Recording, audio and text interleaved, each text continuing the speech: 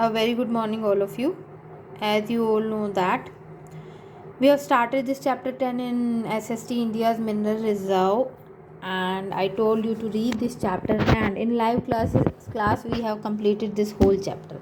So for those who haven't attended that live class, I am going to revise this chapter. I am going to complete in a quick session. Okay, I'm going to complete it in a quick session. So listen carefully and read it properly. So this chapter is about India's mineral reserve. What are minerals? I told you minerals are natural substances that we found in rocks or that lie under the ground or seabeds. ठीक है. अब minerals होते क्या है? Raw material है, natural resources होते हैं, और इन मिनरल्स की हेल्प से हम मेटल्स बनाते हैं, बहुत सारे मटेरियल्स बनाते हैं. ठीक है. टेकिंग आउट मिनरल फ्रॉम अर्थ, इस प्रोसेस को, मिनरल्स को अर्थ से निकालने की प्रोसेस को, इस चीज़ को, इसको हम कहते हैं इज कॉल्ड माइनिंग. ठीक है. एंड डीप केव्स और टनल जहाँ से मिनरल्स डिग किए जाते हैं, दोज आर कॉल्ड माइंस. ठीक है. माइनिंग इम्पॉर्टेंट एक्टिविटी है, और मिनरल्स जो हैं वो बहुत से प्रोडक्ट्स, हमारे डे टू डे प्रोडक्ट्स बनाने में यूज़ होते हैं. Type of minerals. अब मिनरल्स दो तरह के होते हैं, metals and non metals. Metals क्या होते हैं? जो कि हार्ड होते हैं, शाइनी होते हैं, ड्यूरेबल होते हैं. अब the word durable has come. Metal are durable, they are hard, they are shiny, and we can melt them to make different things of different shapes. ठीक है. तो मेटल क्योंकि हार्ड है, इसीलिए हम उनसे ऐसी चीज़ें बना सकते हैं उनको मेल्ट करके जिनमें हमें ड्यूरेबिलिटी की ज़रूरत हो. ठीक है. नॉन मेटल्स क्या होते हैं? वो हार्ड नहीं होते, शाइनी भी नहीं होते, और उनको मेल्ट भी नहीं किया जा सकता. They can't be melted. Now minerals, metallic and non metallic हमने पढ़ा था. आयरन, कॉपर, कोल, एल्यूमिनियम. गोल्ड और एल्यूमिनियम जो है वो मेटलिक है, मतलब शाइन होती है, हार्ड होते हैं, ड्यूरेबल होते हैं और मेल्ट किए जा सकते हैं. नॉन मेटलिक लाइमस्टोन, कोल, पेट्रोलियम और मीका. अब बताइए, लाइमस्टोन से क्या हम कार बना सकते हैं? ड्यूरेबल होगी क्या वो कार? चूना जिसको बोलते हैं, जैसे चौक बनता है, चौक पाउडर, नहीं ना. तो हमें ऐसा सब्सटेंस चाहिए जो इतना स्ट्रॉन्ग हो कार और एरोप्लेन बनाने के लिए. तो मेटलिक प्लेन, क्योंकि हार्ड होते हैं, मेटलिक मिनरल्स जो होते हैं क्योंकि हार्ड होते हैं, ड्यूरेबल होते हैं, इसलिए उस तरह की चीज़ें इनसे बनती हैं. और जो हार्ड नहीं होती, सॉफ्ट होती हैं, वो सब लाइमस्टोन से बनता है. कोल क्या है? फॉसिल फ्यूल है. Petroleum is also a fossil fuel. अब ये सब चीज़ें कहाँ काम आती हैं? मीका जो है, अब जो वायरलेस आइटम्स हैं, रेडियो हैं, कभी आपने बोर्ड देखे हो अंदर की, जो इनकी मशीनरी देखी हो, टीवी या रेडियो इसके अंदर की, तो वहाँ मीका यूज़ होता है. पेट्रोलियम जो है, हमें रॉ ऑयल मिलता है सी बेड या अंडरग्राउंड, बहुत अंदर ड्रिलिंग करके रॉक्स में. उस क्रूड ऑयल को जब हम रिफ़ाइन करते हैं तो हमें पेट्रोल, डीजल, जेलीज, बहुत सारे मेन प्रोडक्ट्स और बाय प्रोडक्ट्स मिलते हैं. तो मेटलिक और नॉन मेटलिक हो गई.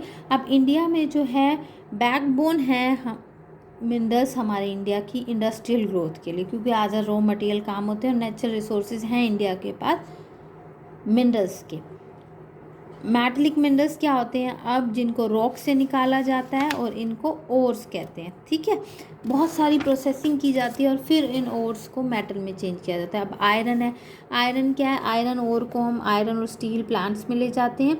माइन करने के बाद वहाँ पे इनसे स्टील बनता है, और फिर heavy machinery, railway, motor car, buses, bridges, building, tools, utensil और बहुत सारी ऐसी चीज़ें जिनमें ड्यूरेबिलिटी और स्ट्रेंथ चाहिए होती है, बनाया जाता है. ठीक है. और हमें कहाँ मिलता है ये आयरन वाला मिनरल? आयरन और उड़ीसा, बिहार, झारखंड और छत्तीसगढ़. ये देखो, ये छोटा नागपुर रीजन के ही हैं ये स्टेट्स. हमने पढ़ा था ना, छोटा Nagpur is full of minerals.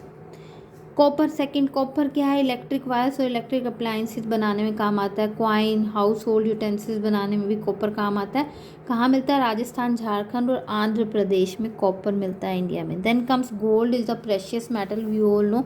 Ornaments और ज्वेलरी बनाने में काम आता है.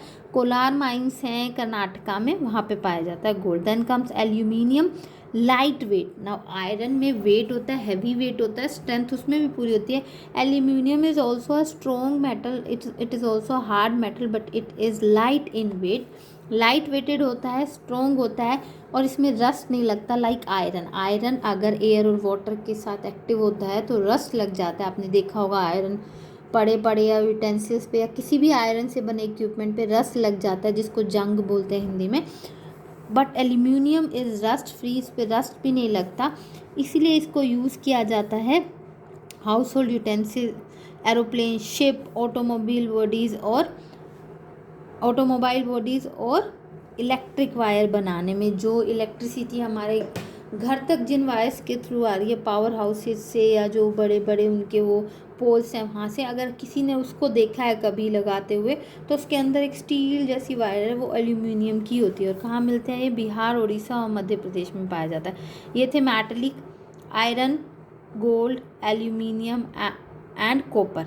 नॉन मेटलिक क्या है? लाइमस्टोन, जिसे चौक बनाया जाता है, building material, road construction, toothpaste, paints, paper, ये सब बनाया जाता है। कहाँ कहाँ मिलता है? उत्तराखंड, मध्य प्रदेश एंड हमारा नेबरिंग स्टेट जो है राजस्थान भी लाइमस्टोन है, काफ़ी सारे लाइमस्टोन की माइंस हैं। आंध्र प्रदेश, इन सब जगहों पर लाइमस्टोन मिलता है। Then comes petroleum, fossil fuel है। अब फॉसिल क्या होता है? जब बहुत बहुत टाइम लगता है फॉसिल फ्यूल बनने में, ओवरनाइट नहीं बन जाता है, 2-3 डेज में नहीं बन जाता। फॉसिल फ्यूल, फॉसिल क्या होता है? जब डेड एनिमल्स होते हैं, उनके जो रिमेन्स होते हैं वो डेड एनिमल्स क्या होते हैं? डीकम्पोज होते रहते हैं और जो उनके रिमेन्स हैं वो फॉसिल में कन्वर्ट हो जाते हैं, ठीक है। तब जाकर ये वाली चीज़ें मिलती हैं हमें, चाहे वो कोल है, ठीक है, नेचुरल गैस भी पेट्रोलियम के साथ ही निकलती है अलग से। तो ये क्या है? फॉसिल फ्यूल है, जो इस तरह से बनते हैं, डेड एनिमल्स के रिमेन से बनते हैं, जो मिलियन ईयर्स एगो जो डेड हो चुके हैं। ये नहीं कि अभी रिसेंट ईयर्स में हुए, बहुत सारे साल लगते हैं। सोर्स ऑफ एनर्जी है पेट्रोलियम। इसको ग्रेट डेप्थ अंडर रॉक या सी बेड, समुद्र में भी से मिलता है हमें, समुद्र के बिल्कुल नीचे हम ड्रिल करते हैं बहुत बड़े बड़े वेल, यहाँ तो वहाँ से मिलता है, या रॉक्स में। बहुत deep holes called oil wells, जिनको ऑयल वेल तेल के कुएं कहा जाता है, वो ड्रिल किए जाते हैं और क्रूड ऑयल को बाहर निकाला जाता है, फिर इसको रिफाइन किया जाता है। Petrol, diesel, kerosene, heavy oil, Mobil oil, wax, petroleum jelly सब मिलता है। ये बाय प्रोडक्ट्स भी मिलते हैं कुछ, जैसे कि केमिकल्स, डाइज, पेंट और ग्रीस। अब पेट्रोलियम को हम ब्लैक गोल्ड कहते हैं और आसाम, गुजरात और महाराष्ट्र में पाया जाता है बल्क में, इंडिया में।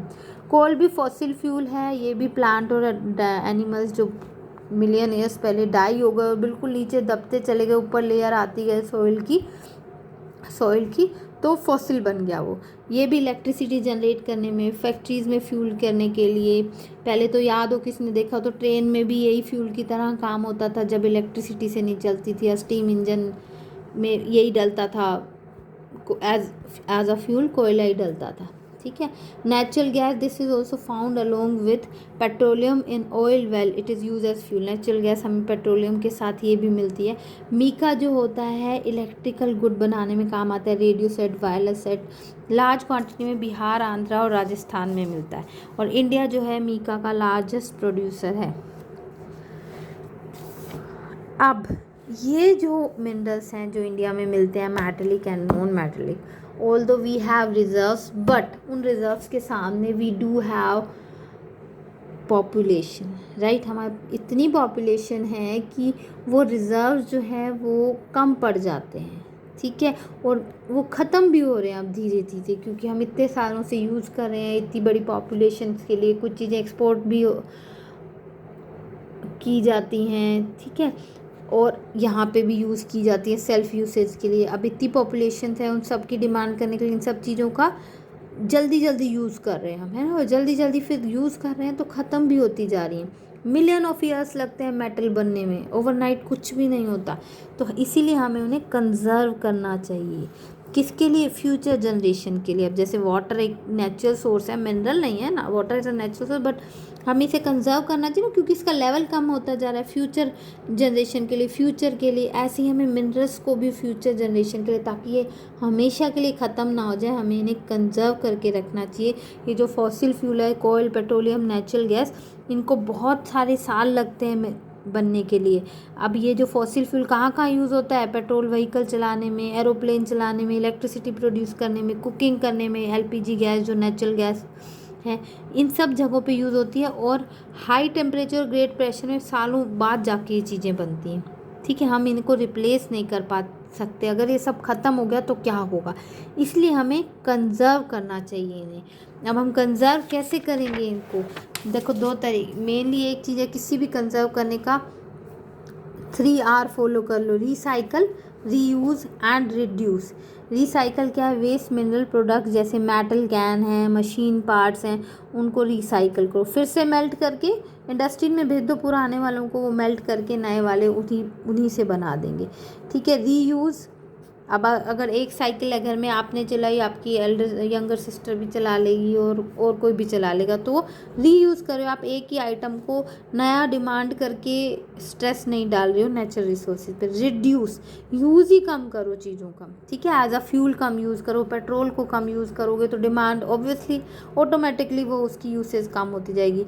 एंड हमारे पास इतनी ग्रेट एनर्जी, सोलर एनर्जी, जो कभी नहीं ख़त्म हो सकती है हमारी अर्थ पर, तो हम उसका यूज़ कर सकते हैं। सोलर एनर्जी को फ्यूल की तरह यूज़ करेंगे तो कोयल और पेट्रोलियम का इतना डिमांड नहीं रहेगा, वो थोड़ा सा उनको टाइम मिल जाएगा जनरेशन के लिए, है ना, और इजीली वो बन पाएंगे। तो solar light, solar cooker, solar power का यूज़ करें, रिसाइकल करें, रिड्यूस, रीयूज़ करें।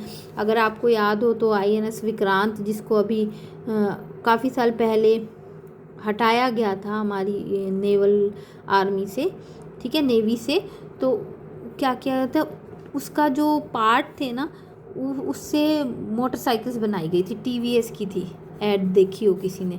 और अभी थोड़े दिन पहले भी न्यूज़ में था कि उसको म्यूज़ियम बनाया जाना था, बट किसी रीज़न से म्यूज़ियम नहीं बना पाए, तो अब उसको भी हम क्या करेंगे, रिसाइकल करेंगे। ठीक है। तो उसकी भी क्या होगा, उसको सेल आउट किया जाएगा और उसके मटेरियल से हम फिर कोई नई चीज़ें बनाएंगे, रिसाइकल करेंगे उसे।